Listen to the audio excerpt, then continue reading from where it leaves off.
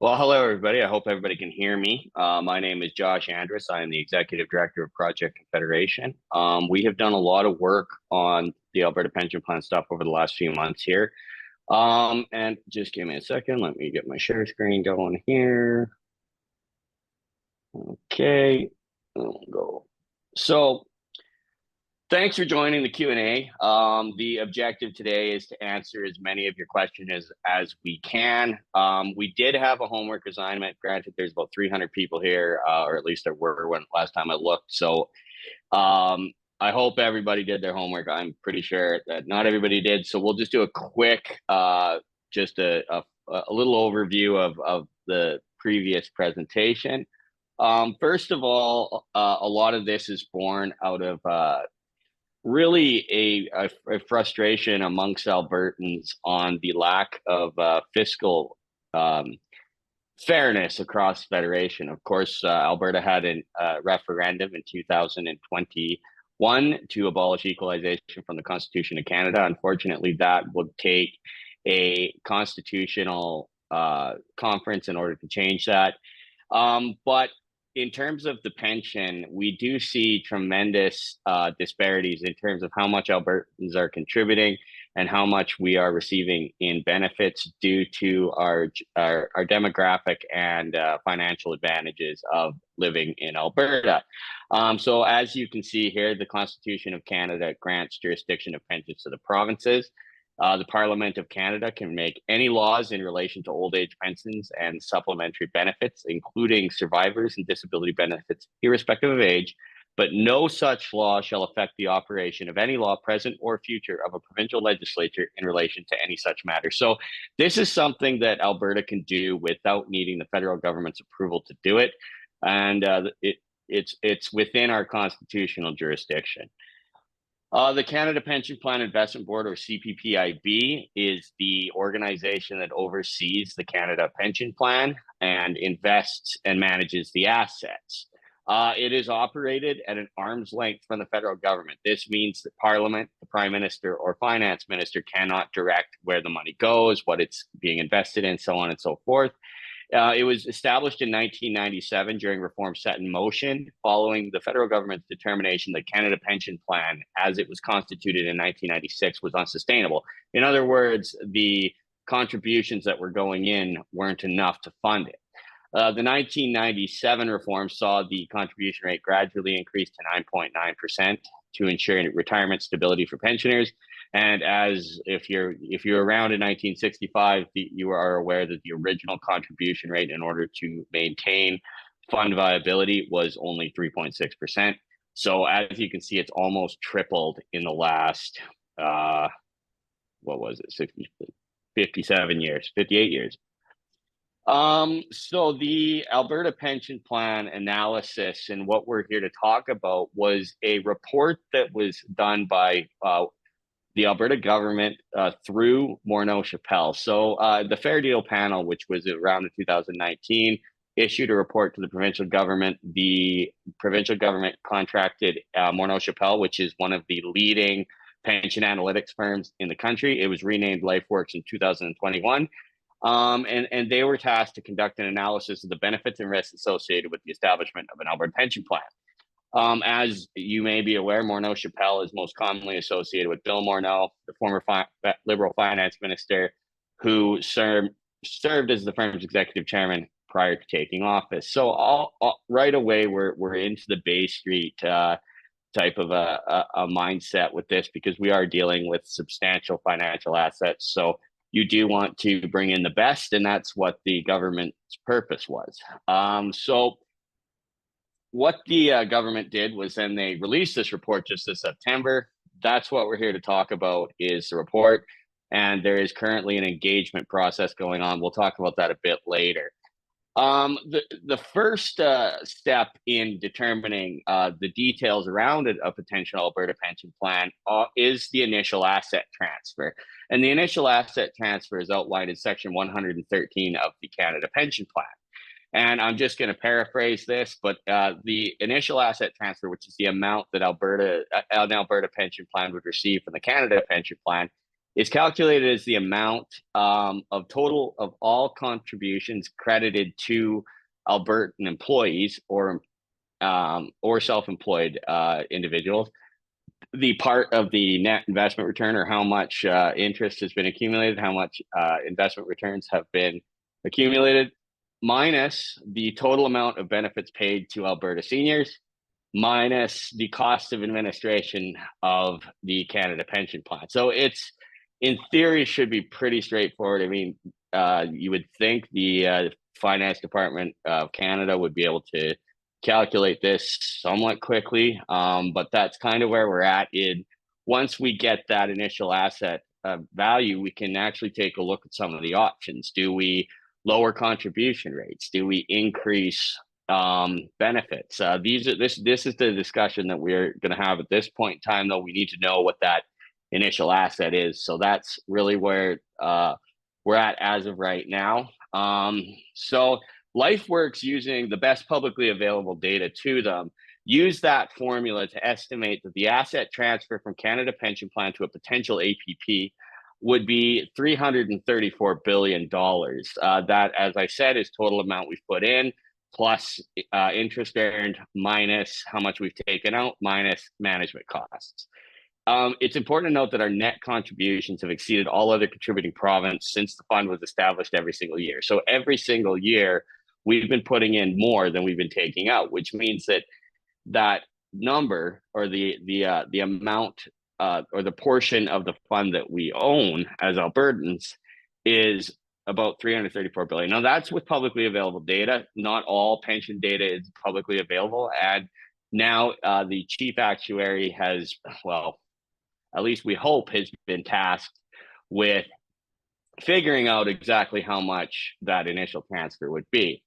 And as you can see, okay, so really the advantages come down to demographics. And Alberta, throughout the entire history of the Canada Pension Plan, and even the entire history of our province, has been young relative to the rest of the country, which means we have more working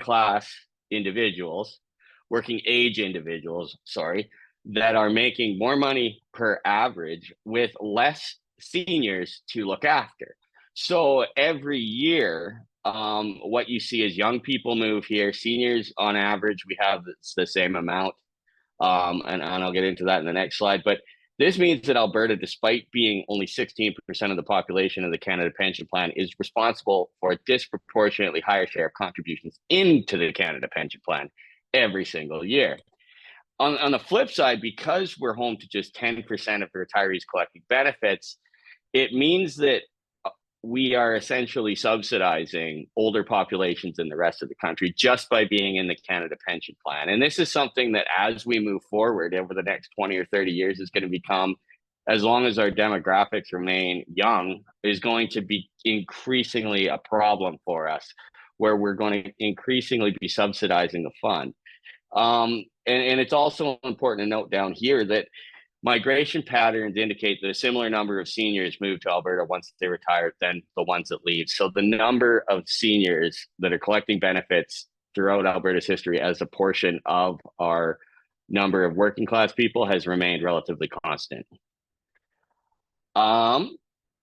Also, it's important to note that the minimum requirements of the Canada Pension Plan for the establishment of a Canada Pension Plan means that in order to meet those requirements, we would need a benefit structure that is identical to the Canada Pension Plan. So what that means is that if we were going to leave, we would need to guarantee that our seniors were at least receiving the identical benefits as they would get from Canada Pension Plan.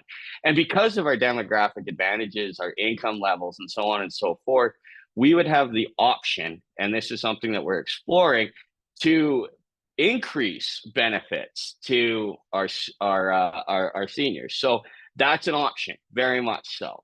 And it's important to note that the LifeWorks report, so we'll get into some of the calculations here in a second, but it's extra cautious, and it assumes that the demographics will eventually match the rest of Canada's.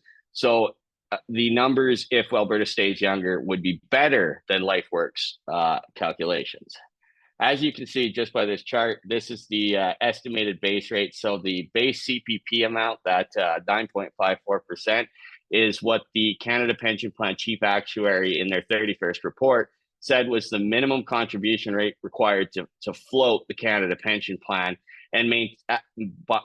while maintaining the target asset to expenditure ratio, which is the total amount in the fund divided by the amount leaving in benefits.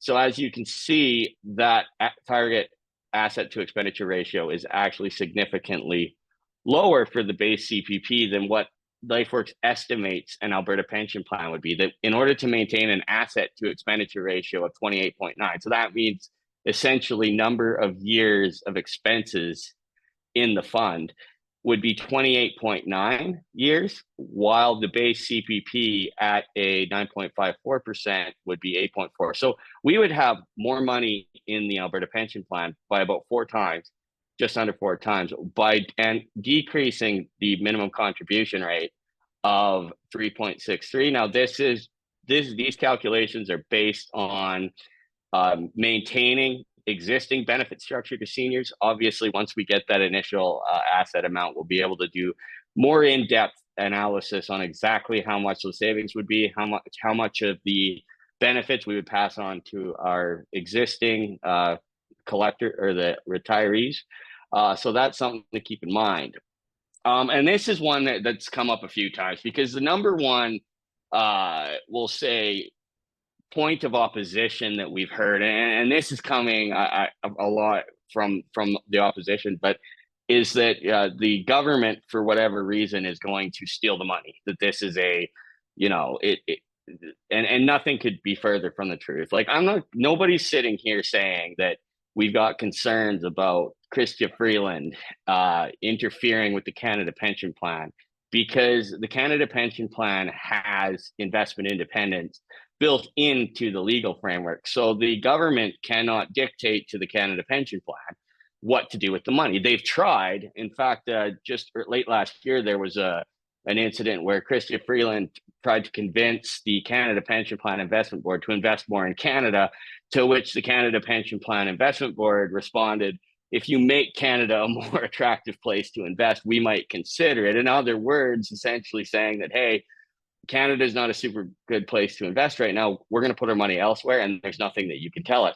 So it's crucial when we talk about the Alberta Pension Plan to be very clear that if we are going to do this, we need to have similar, if not stronger, legal structures in place to prevent any government from dictating where the money goes. And that's absolutely essential. The government shouldn't be able to dictate investment strategy. 87, I don't want to call them bozos, but 87 people, individuals in the legislature shouldn't be dictating. We need industry professionals. We need some of the best. And given the estimated size of the initial asset transfer, that $334 billion, we're immediately going to be looked at by some of the leading pension investment firms to be their client. So as I've been clear, it's absolutely essential that the Alberta Pension Plan must have similar, if not better, legal guardrails preventing the Alberta government from having any part in decision-making around investments, let alone using the fund as if it were a political slush fund. I don't need to go into details on this one. I don't know why I included that one in there. Finally, investment management costs are important too, are an important factor as well. The more money spent on admin costs, the less money is in the account. I think that goes without saying. And given the fact that your asset to expenditure ratio, or the cushion that you would have, you want to have a relatively, you want to keep those costs somewhat, under control. According to the National Post, the annual cost of administering the Canada Pension Plan has increased from 118 million in 2006 to 4.4 billion in 2021. That's a 37 times increase in only 15 years. So that's something that we have to keep in mind as well. And we need to probably ask some questions as to why the explosion in management costs has occurred. With that being said, that is my quick 20-minute presentation. I see 32 new messages here, so I'm guessing. There's quite a few questions in the chat, Josh. I can give you a few of the beginning ones before some folks start to put up their hands. So there are quite a few people concerned with CPP investing in China. What would happen in the case of a provincial pension plan? Would we still be investing in China? And what are your thoughts on that? I think it's a little bit premature to look into investment strategies at this point in time. But I do think that that's something we need to look at. Obviously, government controls and the ability to for the government to nationalize assets is a concern. Now, the Chinese government hasn't actually done that, but it might be one of those things where like it really depends on how we frame it. But I definitely do. It is one of the things that concerns me. I think at one point, I think three of the top 10 holdings of the Canada Pension Plan were Chinese companies. I don't think that's the case anymore, but it's one of those things where it is something to look at. But again, it's the same thing. Like, we don't want to develop a pension plan that forces the money to be invested in Alberta. We also don't want to put too many controls on where the money goes, because at the end of the day, this is something where diversity, or your portfolio diversification is the word I'm looking for, is something that we will have to look at as we move forward. But it is a concern for sure. Yeah. Alrighty, we've got some hands up. I see Alberto, you have a question, so your mic should be open. You go right ahead.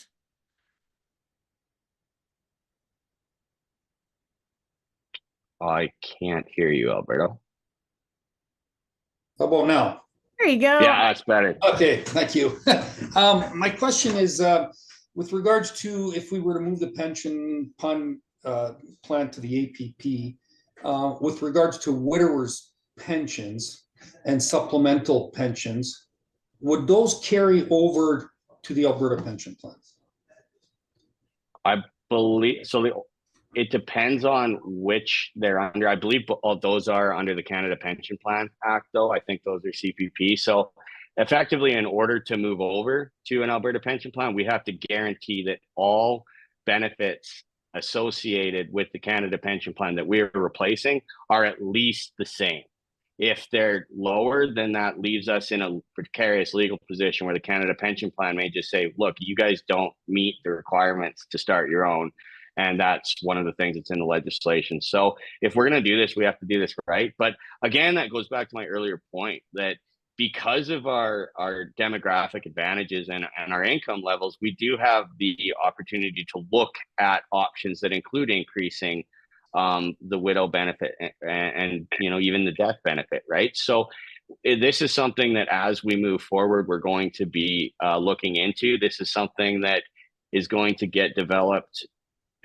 We don't know what that initial asset transfer is going to be. We don't know if they're going to lowball us. I mean, this is the federal finance minister we're talking about here. We may end up in court on this, but once we figure out what that initial asset transfer is, then we can put together exact details. But in terms of guaranteeing benefits, that's one of the requirements to establish a new pension plan. If we don't do that, I don't think we'll be allowed to move forward. Okay, so then the guaranteed of, let's say, my pension and a widower's pension, the widower's pension would be guaranteed also. It would be carried over. I believe if it comes from the Canada Pension Plan, which I think it does. I'd have to look into that. No, yeah. Yeah. Okay. Yeah. So yeah. Okay, thank you for that. Yep. No problem. Alrighty, Karen, looks like you have a question as well. Your mic should be open. Hello, can you hear me? Yep. Referring to Chrystia Freeland's potential interference in the Canada Pension Plan, who appoints the board of the Canada Pension Plan, and is this a way that governments can interfere by who they appoint to boards and whatever? I think the federal government, I'd have to look. Let me look into that one. I believe that our mandate. Well, you don't have to answer now, but it's something to think about. Yeah, I'm pretty sure it comes from the government. I don't know exactly who in the government, whether it be finance or whether it's cabinet. It looks like it comes from the Minister of Finance. So she can appoint a board that would agree with her. In theory, but she'd have to fire the entire board. Like when it comes to like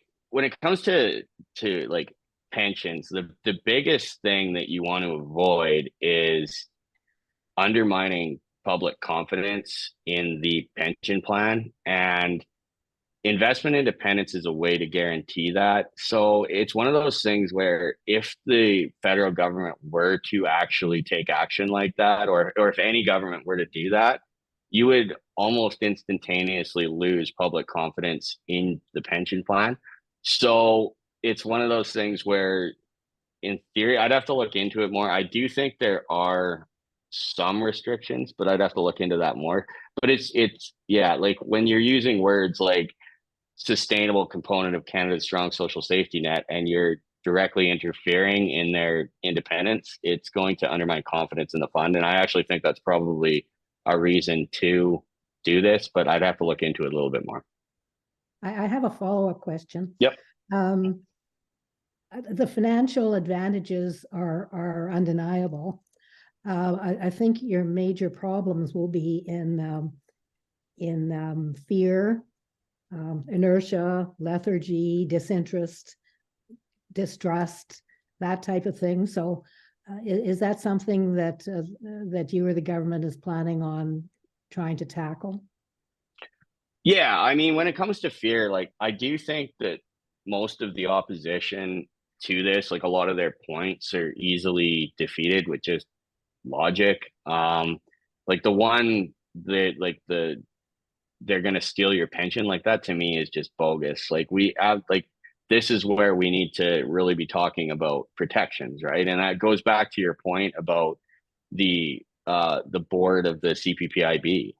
It's something that we need to do whatever we can to ensure that a hostile government isn't using it as a fund, and that's where we need as many with consultation. Thanks, Angela. So the Minister of Finance does appoint board members to the CPP with consultations of provinces. So the provinces have some input, but that's where your guardrails are important. And it doesn't matter whether we're talking CPP or APP, the government shouldn't be dictating assets. Thank you. All righty, we will take a question from the chat here. A few seniors are choosing to retire in other countries. Are those folks still going to be able to collect an Alberta pension? Yes. Obviously, we'll have to negotiate with we'll have to have a similar agreement to what Quebec has, but there are very much frameworks we can use. I don't think that'll be a difficult process. Also, given the fact that pensions are provincial jurisdiction, it'd be difficult for the Canada Pension Plan to argue that because we're starting our own pension, that portability isn't is a problem. But portability is absolutely something that's essential. And again, if we can't get these agreements done, I don't even think we vote on this. So we'll be moving towards this, but this is going to take time. Like this is a very complicated process, right? And we need to stay calm and keep moving forward. But portability is absolutely essential. Those agreements shouldn't be hard to come to. And so far, there hasn't been a time frame for a response from the federal government as to when they'll have a figure for Alberta's entitlement. When do you think that's going to happen? What does a timeline look like? So I may be one of the, we'll say, I'm just going to say it. I think we're going to be fighting with the feds about this. I think the feds are dragging their feet. One of the things that we're going to need to get on right away is I think we need to be pressuring Nate Horner to keep the pressure on the finance department, whether it be Freeland or the chief actuary. If Horner's backing off, then we're not going to get the reaction. So finance has to be really pushing for this. There is a finance minister's meeting coming up. I'm just checking the date here. I think it's next week. I don't have a date for it, but it's coming up in the middle of February. So this is something that we need to be making sure that Horner's pounding the table. So if you guys can go and email the finance minister, that'd be great. Just say, hey, look, I don't want you backing away from this. Let's keep this on the table. And the big thing is, like, we're not committing to anything at this point. We just want to know what that number is. And again, like, we're probably going to end up in court. And the Supreme Court's likely to make a final decision on that. And we've had some wins there. This is something that the federal government can't stop us from doing, but they can definitely rag the puck and slow it down. So we got to stay on the Minister of Finance. We got to stay on the pension plan engagement process, and we got to keep moving. Otherwise, yeah, we are going to get stuck.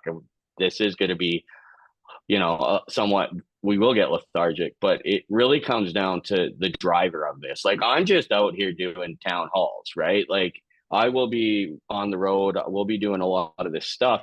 But if the finance minister is getting lethargic, then this thing is already in the water. So we definitely need to be keeping the pressure on the Minister of Finance to keep the pressure on the finance minister. We would like to see the terms of reference, at least, on how they're going to calculate this by the February meeting, which is coming up, like I said, very soon. So it's absolutely something we need to keep pressure on. Alrighty, it looks like we have a question from Frank. Frank, your mic is open. Hi there. Hi.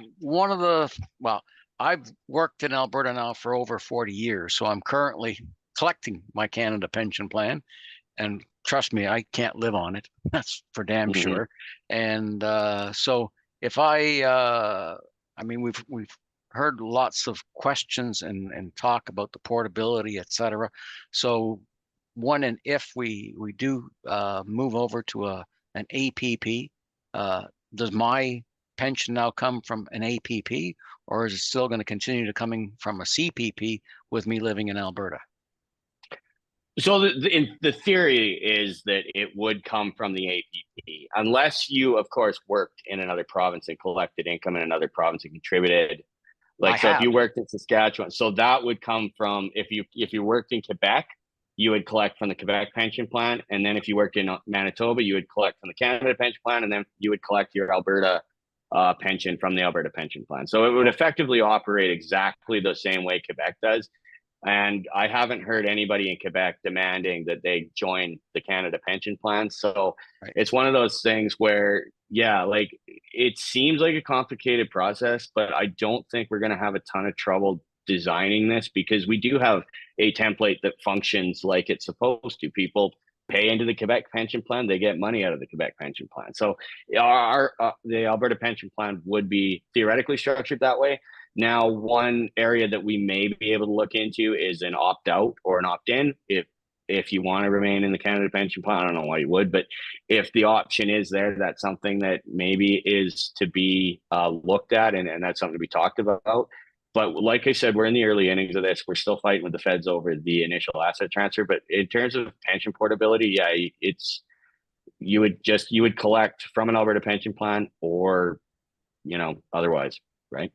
So the years that I worked not in Alberta, I would still be collecting a portion of my pension from a CPP and an APP as well then. Yeah. Okay. Excellent. We also have Mary in the queue here. Mary, go ahead. Your mic is open. Perfect. Thank you. Hi, Josh. I was actually just curious, considering that the Canadian Pension Plan, so much of the funds are invested in the WEF at the moment. If we're going to be moving that to the Alberta Pension Plan, I guess it's more of a comment than a question. I would be hoping that we wouldn't be investing in the World Economic Forum or having them manage our pension plan. Yeah, so that's a conversation for down the road, once we know what the initial transfer is. But as we look at different options, and I will just put the slide up here if I can find it. I did have it open. Right now, the report lies out 4 different. Where is that slide? Here we go. Let me just share my screen. Thank you. So I don't know if you can see that. Please start. Yep. The four potential management structures that would ensure invest. So this is, as you can see, none of these involve the Alberta government or the Canada government from directing asset. But one of the options is to allow for the Canada Pension Plan to administer the funds in a separate Alberta-owned account. That hasn't been particularly popular amongst the individuals that we've been talking to. The second would be the establishment of an independent Alberta Pension Plan Investment Board with the same legal guardrails against government interference as the CPPIB with a similar mandate. The fourth is expansion of an existing service provider such as the Alberta Pension Services Corporation with updated mandates, staffing, and structures. Contract one or more private service providers such as Fidelity Investments to manage assets. Now, this doesn't necessarily need to be,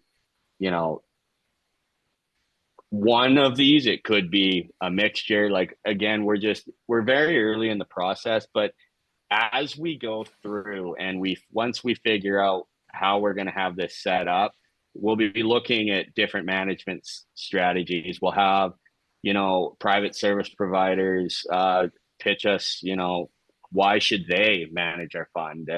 And so as we go through this process, we will be able to determine how we want to move forward with the asset allocation. As of right now, though, this is where we're at. We are not quite there to start talking about that, but by the time we go to vote on this, we'll have all that worked out. I'm fairly sure. Right.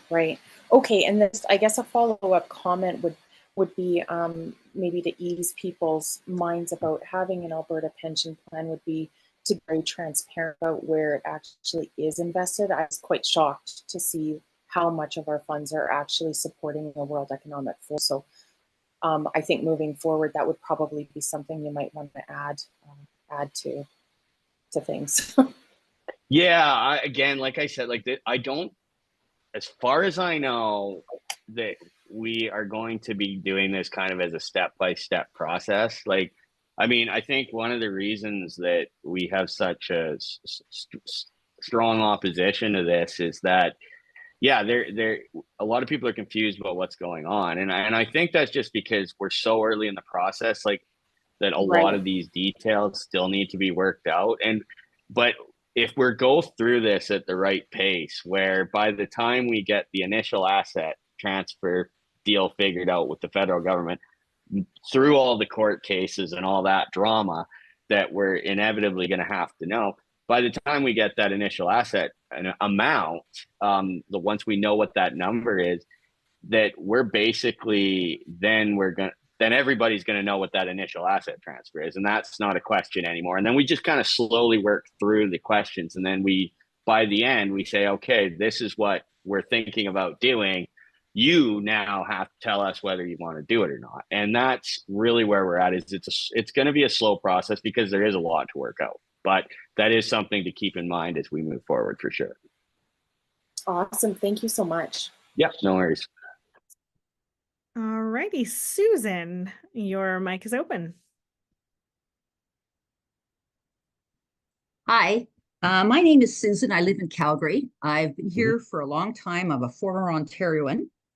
And I just wanted to make people aware, just a little bit of a background on how CPP is currently calculated. And that is basically, it's based on my earnings that I've had over my last 40 years of working. I worked in Ontario, I've worked in different provinces, etc. Is there a question in here? Yeah, there's going to be a question. Yeah, this is just a little bit of a background because I think people need to understand that the money that was contributed to CPP was always just my money. It was based on what I earned, and I contributed to the CPP, and my employer had to contribute to the CPP. The province of residency had nothing to do with it. That's not true. That's not true, because if you were in Quebec. Well, no, not Quebec. Okay, exclude Quebec, okay? Because they're not in the CPP. Yeah, but exactly. I'm talking about right now for 2024, the contribution rate is 5.95%, and it's based on maximal earnings up to 68,500. And it's just, and that's how it's calculated. It doesn't care what province I'm in, what industry I'm in, or whatever. It's just based on my earnings. So now what I'm saying is this has nothing to do with Alberta. It's just my own money going in. So whether I choose to keep it in the CPP, it's like picking the Royal Bank as where I've got my RSP, my retirement fund, or if I've got, say, like you're saying, take Fidelity, or use them, which is a US based, I don't know if they're international or whatever. But the point I'm making is that the moot point here is the only thing that Alberta can do better is lower my contribution rate of 5.95% and give me a better return on my retirement. And how do you think you can do that? Well, as I've said, I'm guessing you weren't at the original one that we had. Oh, I was at the original one. So this all comes down to demographics. Like Alberta, we have a young working class population, which means that we have a higher proportion of people paying in, and because our average earnings are higher, we also pay more in, right? So we also have fewer people taking money out, so fewer pensioners, just because of our young age. Because of that, what that means is if we were to, and the way the Canada Pension Plan is set up as well is because it is provincial jurisdiction, it's set up to allow provinces to leave. That's why Section 113, the initial asset calculation formula is in there. The issue that we have is that over time, because we contribute more as a proportion and take out less as a proportion, that we're actually ending up subsidizing pensions across the country. Whereas if we had our own pension like Quebec has, we would be able to increase your benefits or lower your increase your benefits or lower your contribution rates. And that is entirely within the Canada Pension Plan legislation. Again, like I said, I'll point you to the Canada Pension Plan. It's on the Canadian government website. There are formulas that the Canadian government has to follow in order to allow a province to leave, because pensions, as the Constitution reads, are provincial jurisdiction. So when you say that it doesn't matter, it absolutely, in this case, it does, because we're at the point not in the short term. You're looking at the short term, and this is exactly what happened to Quebec. Quebec if we were looking at the short term in 1965 and we never joined in the first place, we would have a significantly stronger pension plan than the rest of the country. We would have the ability to have higher benefits. It's still the same formula. No, it doesn't matter, because you would just have control of the money. The fact is, it's still it's never been Alberta government money, and it's just whatever. But it's not Alberta government money. It's a pension. Exactly. Plan. It's my own, and it's the employer's money. It's how much. It's based on how much I work, and I really see a real flaw, and that's my point of view in the logic of thinking that somehow it has something to do with it. And the issue now with Quebec, it 100% does. It 100% does. No, it 100%. And I said it again. It's only because and Quebec is not trying to get back in. Yeah, why? Because they've got an aging population. And then their economy's gone to hell. So if the same thing happens to us, that's why I'm saying it's short term. It's just based on the current situation. But if you take the calculations in the report are based on the concept that Alberta's demographics will eventually come in line with the rest of the country. That would mean that we would have to age faster than the rest of the country over the course of the next, I think it's 50 years, in order to reach where the rest of the country is. Like, that would mean that even if we were to do this in the short run, so the calculation is actually very conservative in its estimates. It is not, it is predicting that if Alberta does eventually age to be in the same demographic as the rest of the country, but on the flip side, if we don't do this and we remain younger, then every single year, as the report outlines, everybody that contributes is losing $1,425 per employee/employer, as you point out. Or if you're self-employed, which I'm assuming a lot of people are on this call, you're over contributing $2,850 per year. Now, in my head, I'm thinking to myself, okay, $2,850 a year, that sounds like a lot. In 2 years, that's $56,050. In 4 years, that's $10,000. In 40 years, that's $100,000 of my earnings that I have put into a fund that I am never going to see again. And that goes for everybody that's put in to the fund over the last 57 years. So absolutely, this does matter from where we are. as Albertans, we should be trying to look after our own seniors who, in a lot of ways, aren't getting enough money from the Canada Pension Plan. And because they haven't been able to put money away because the Canada Pension Plan has been taking more out of their account than it would have to if we had an Alberta Pension Plan. Yeah, no, it 100% matters in terms of demographics. 100%. All righty, let's move on to Tom, who has a question. Tom, you have access to the mic. Well, thank you very much. Good evening, Josh. My question is, I think this is going to be a twofold benefit. First of all, once you pull $350 billion out of the coffers, well, the federal government's got to make it up somehow. Well, Alberta has the resources to help them out with that. So that's number one. Number two, if we do end up getting more monthly pension, well, that's going to be a little bit of a demise because that's going to reduce our OAS pension. So is there an avenue of alternative where we can say, well, yeah, you're getting a little bit more, but we're not going to give it to you in the form of a pension. We might reduce your utility costs, give you a fuel discount card, that sort of thing. So it's not viewed towards the federal government as an extra money that they can take off our OAS once we get clawback, right? Because I make a defined benefit pension. Yeah. So OAS is a separate program. Right, but they'll still use that OAS or that CPP amount to reduce if my overall income is too high. I'm going to get clawed back on the OAS. So if my Alberta actually, what? Sorry, go on. But anyway, so I think this is a twofold benefit. Number one, hey, look, that shortfall. Hey, and I think Danielle Smith nailed it perfectly. I don't know if that was her ulterior motive, but I think this is going to work out perfectly. I'm 64. I mean, I make over $500,000 a year right now in my old age. I retired from the railway with a defined benefit pension. I started my own business. I really don't care about the CPP. I'm thinking, I wasn't even counting on it, but at the same time, there's a lot of people out there that will. And if they make too much because your investments are doing better in APP, then that might cause a bit of a clawback on their OAS. So throw that around. Yeah, I definitely, that's a really good point. When it comes to OAS, I actually, and this is not something that we have really talked about even internally at Project Confederation. We've had like brief conversations about it, but I think there's an argument that we could make if the federal government starts messing around with old age security of having an Alberta old age security program. Again, given our young population and relatively low number of seniors, it's less of a weight on our tax base to look at that. That being said, it's not right now in the cards. Again, we're in the very, very early stages of figuring out exactly how this is going to look. But I definitely will. I'll bring that up with our thought leaders and how that might impact OAS. But they are separate programs. So if there's legislative changes.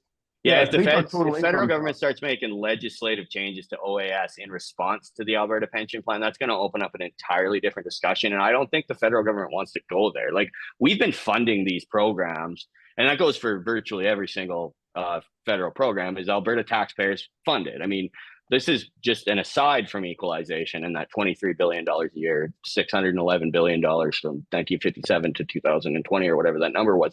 Like, this is something that, like, all we're talking about is just CPP, APP in a box. But if they start messing around with some of these other programs, we're going to have to start having longer conversations about how our seniors are looked after in their retirement years.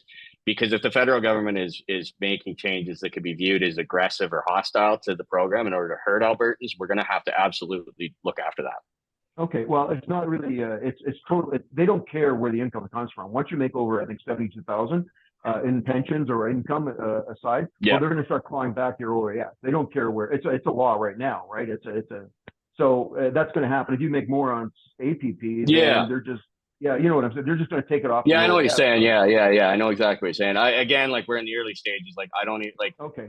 We're not even sure. Like, because like, we're still trying to figure out what this looks like once we get the initial asset transfer. If it is 334 billion, like, and I'm gonna be honest with you, even if it's 150 billion, there's still a case to be made. Like, if they give us 25% of the Canada Pension Plan, we still only have 10% of the retirees that we're collecting from it. So it's absolutely a benefit, but it's one thing that we are still crunching numbers. Once we figure out the initial asset transfer, it makes it a lot easier to figure out how much leverage we have, because again, we want to stick to that.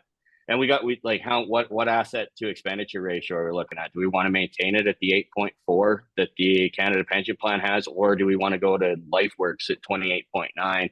Again, that all depends on your initial asset transfer. So that's really the first step here. But when it comes to OAS and how it impacts that, I really appreciate that comment, because that is something I'm going to be looking into for sure. Awesome. As we move forward. Thanks, Josh, doing a great job. Yeah, thanks, Tom. Yeah, appreciate it. Awesome. A few questions in the chat about, given that there's so many people who are maybe misinformed about pensions or don't know how they work, how are we sort of countering the fear that is out there about people losing their pension, and how are we going up against, the news media who seemingly doesn't want this to happen? Yeah. The number one thing is, I'm just gonna say this. I've noticed Central Alberta the grassroots has started to activate a little bit. I think this very much starts as a grassroots kind of an approach, where it starts in meeting rooms like this with 320 participants, or I'm guessing we'll probably hit 500 on Saturday. Well, we'll see, but it's one of those things where this is where it starts. You're gonna lose your pension is absolutely bogus. That's the one that I don't understand. It seems like the opposition to this has somehow confused the Heritage Trust Fund, which is actually designed. The Alberta Heritage Trust Fund is actually designed as a rainy day fund. I mean, governments have abused the definition of rainy day, but that's another conversation. This is not. This is a pension. This assets absolutely need to be secure. And in fact, if we do it in a way that doesn't guarantee the asset security and that your benefits are the same, we won't be allowed to do it. So that is, to me, one of the most ridiculously easy to overcome arguments that I've seen this entire time. And the fact that this is the centerpiece of the opposition means that as we go through this process and more people understand exactly how we're doing this, that we're going to be able to limit fear in that regards, because this is just like, we're actually talking about more security. Like, when you've got less seniors to look after, you're able to look after them better and with more money, right? I mean, it's just, to me, it's a ridiculous argument, and yeah. All righty, we've got a question from Gordon. Gordon, go ahead. You've got the mic.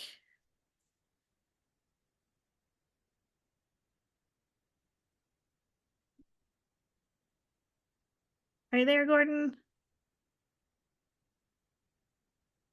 Hello? Yep.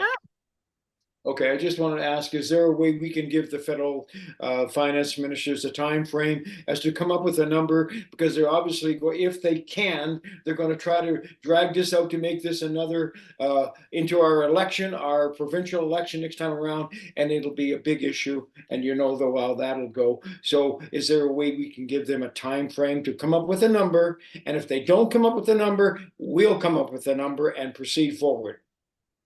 That's pretty much it. So, yeah, I'm glad you bring that up, because I did bring this up earlier, but I'm gonna hammer it back home. Right now, the guy in the driver's seat is not me. I'm not the one making decisions here. But the guy in the driver's seat. We've got to get through our premier to do that. Well, if you email the finance minister, I need We've got to get the message to move forward fast. Yes, and that's exactly that's half the reason we're here. Is I need people emailing Nate Horner at finance and telling him that we need a frame of reference. We need a timeline here. We cannot let the feds drag the puck on this. So that's what I need you to do. That's what I need everybody here to do, is to try and put pressure on our government. The 317 listening will do exactly that, and talk to their people, to their friends, and say, hey, we got to push this. Yep. Thank you. You said it as well as, thank you very much for that. All righty, Mike, go ahead. You've got the microphone. Yeah, Josh, will you be publishing a table with how the 354 billion got calculated out? I went through and I did 1 year, I did 2022, just with the information I could pick up on the websites from CRA, and my own calculations came out to be 2.8 billion for the 1 year. So I think to get a lot of buy-in from the people, it would be great if there was a table showing how the contributions per year, based upon the population per year, were given. And it would, I really believe the 354 million is a legit number, accordingly. But yet there's really no published information that I've seen, other than, unless I go through the whole report. But if Project Confederation could put something out in a 8.5 by 11 sheet, it sure would help. Yeah, I will consider that. They do have in the appendixes detailed financial results, actuarial model, additional discussion. So it would be something where I would probably have to spend a bunch of time going through the report and compiling exactly how they did it. But it's the report is just, I can probably post a link in here. And I also need Nate Horner's email if you're listening. Can you get, yes, TV, yeah. Oh no, that's not Nate Horner, that one, Sharon. That is that's BC. Here's I have one more little comment or question for you too. I've seen a lot of TV ads and computer pop-up ads promoting the CPP, the benefits of the CPP. Yeah. Do you know who's paying for that? Is it the feds, CPP, or is it the board, the Canada Investment Board? The Canada Pension Plan Investment Board is paying for those. They have, Okay. I don't know how much they're spending, but I've seen them too. Like it's kind of hard to miss when you're watching the AFC Championship game and there's CPP ads. But that it's interesting because that in itself kind of creates a bit of a problem. Like we don't, as Canadians, don't have a choice. We have to give them their money. So why would they spend a bunch of time and money advertising to us, right? Like that is one of the logical inconsistencies of what the CPP's advertisements are doing. They're trying to send a message that they're great, better, they're great, but like really, you don't have a choice. You have to, like, it's mandated by law that every Canadian has to contribute 9.9% of their income to the Canada Pension Plan up to a certain amount. And then there's obviously additional CPP, which is an issue, which is not an issue. It's just another added thing. So yeah, it's one of those things where this means their administration costs are going to go up 10% though, from 118 million to 128 million. We'll hit 5 billion, but no, I don't think they're spending 600 million on I bet you they are. Probably. It's a legit. That will be something once the numbers come out for year end. I'm going to be looking at. I didn't see any ads last year, but I did notice too in the Fair Deal panel when we were doing our thing and going around the province right before COVID, there the CPP had started advertising it. So that tells me that they're a little bit nervous about the fact that we're even having this discussion, and that's all we're doing right now. Like we're not moving forward with this. All we're doing is having a discussion. And the fact that the CPPIB is throwing money to CTV and to Global to advertise something that we are forced by law to pay into tells me that they absolutely don't want us to do this. And if they don't want us to do this, well, why is that? Well, because we are way over contributing. Like and now they're literally spending that money to tell us that no, don't do that. I kind of want to do it more now. It's interesting. Anyway, I did it for every province, and it's a real eye opener on the spreadsheet I did for 2022 that where actually the money does go to. There's only 3 provinces or 3 places that actually over contribute: Ontario, Manitoba, and the territories, and all the territories. All the other provinces are shortfall in their contributions. Interesting. Cool. Well, thank you for that. Yeah. All righty. It looks like we've got time for one more question here. And the one that keeps coming up is about management fees. How do we make sure that management fees don't get out of control? And what are the management fees like with the CPP? Do they keep inflating? Obviously that's something like once we figure out how we're going to structure this, we can start looking at management fees. But no, if the CPP's management fees have ballooned like massively. And I've got the slide here. Just give me 1 second. Let me pull it up again. How do I share my screen? Sorry, 1 second.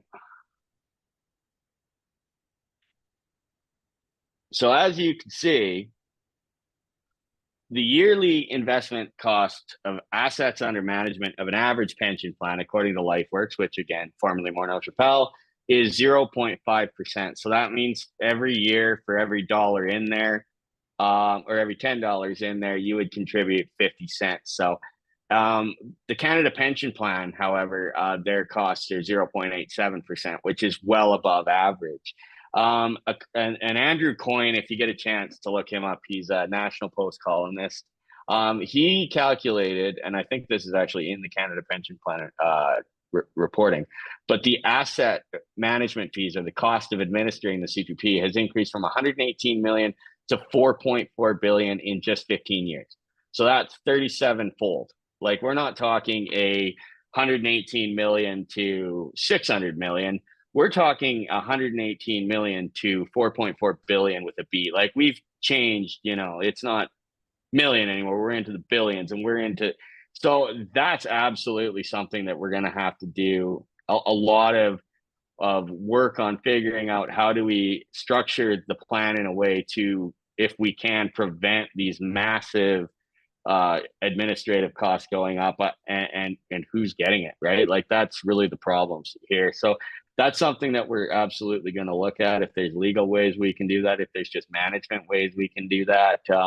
But that's something that as we move forward, we're going to be figuring out, because this is going to be a huge asset under any management plan. So 0.87% of 600 billion, like, that's, every single year that's going out the door. So that's something we're absolutely going to have to look at. So thank you for that. Josh, what's your time like? We do have a couple more hands up in the queue if you have time. Yeah, right. Sure.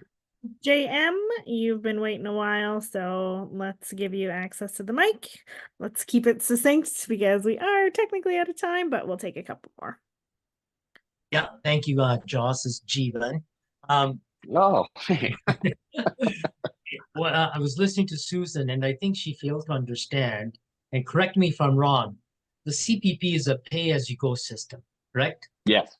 Majority. Now, how much percentage of all the funds is taken and put into investment? Do you know that percentage?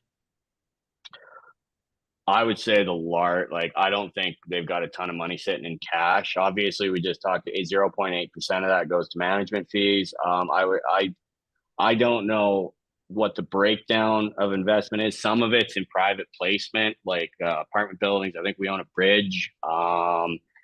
There's money in equity. There's money in bonds. Like, I don't know what the percentage of.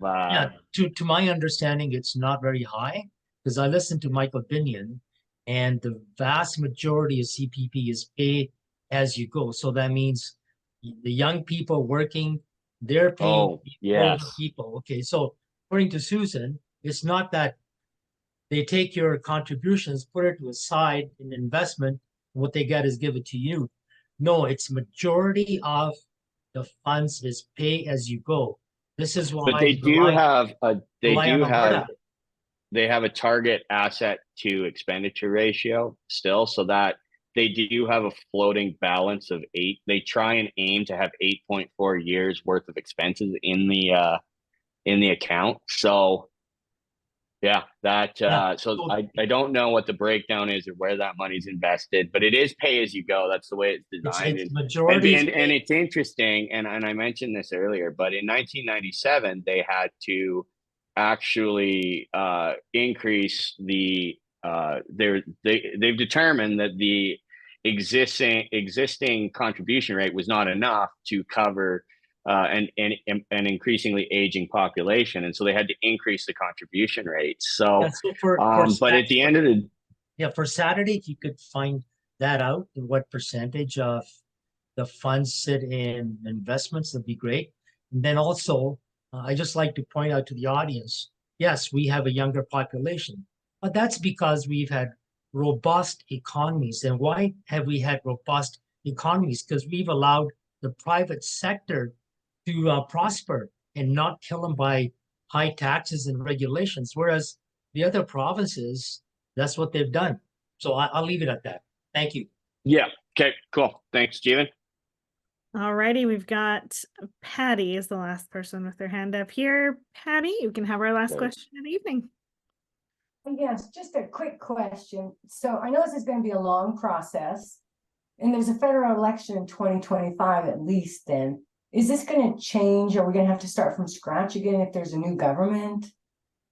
No, actually, I think it puts us in better position. The one thing, if there's a change in government, and the one thing I've noticed, and I don't know if this will be consistent over the next year and a half or however long it takes us to get to the federal election, is that the party that is in waiting, we'll say the government in waiting, the messaging has been very much pro provinces exerting as much of their own jurisdiction as possible. And I think if that's the attitude of the federal government going post-election, that we might actually not get as much pushback as we are getting now, where we might get a number quicker. We might get, we might not be essentially fighting as hard to get this because this is within our wheelhouse. It may also serve as a bargaining chip, right? So it's one of those things where I think the approach might change a little bit, but the end goal is not any different than it is. Okay, thank you. Okay. Alrighty, and with that, I think that is the evening. Yeah. So thank you very much. We do have another one on Saturday. So if we didn't get to your questions, you can jump on Saturday. I think it's at noon, right?